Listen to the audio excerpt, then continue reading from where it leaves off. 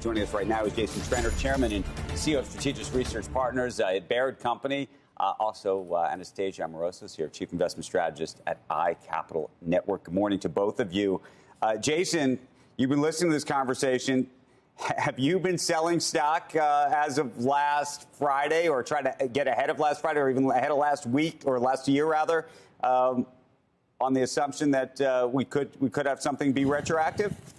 No, I haven't, and we haven't asked our clients. Some of our clients, of course, are pension funds who are not taxable, but so we have not advised our clients to do that. But it doesn't seem fair to get back to Joe's point. And, I'm not sure the $50 billion is going to make much of a difference when you're talking about a $3.5 trillion human infrastructure package. So at any rate, we haven't done anything. I think that's a very difficult game. It's also making tax changes or making portfolio changes based on what's happening in Washington is a little bit like gambling, because especially with this bill, it's a 10,000-page bill. The Lord only knows what will be in it when it finally gets passed.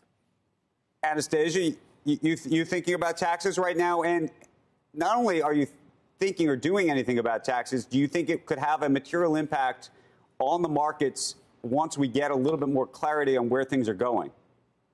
Well, Andrew, that's the point, is once we get a little bit more clarity, near term, I really don't think that this capital gains discussion triggers an avalanche of selling, because what are you going to sell? And when is this retroactivity actually is going to take place? So there's just a lot of uncertainty. Plus, not everybody would be impacted by these capital gains taxes. And we're not talking about them going to 43%, which was the Biden proposed plan. We're talking about them going from 20 to 25%. So I don't think this has a material impact on the market near term.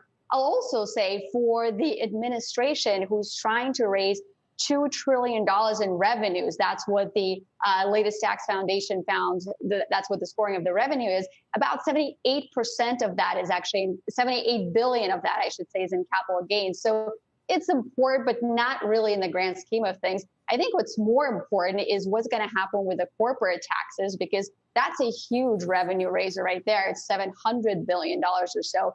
And this could have a more material impact on corporations.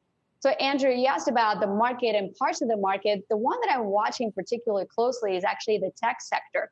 Because if you think about the three things that are happening here, higher capital gains taxes, tech is widely held, widely loved, a lot of embedded capital gains.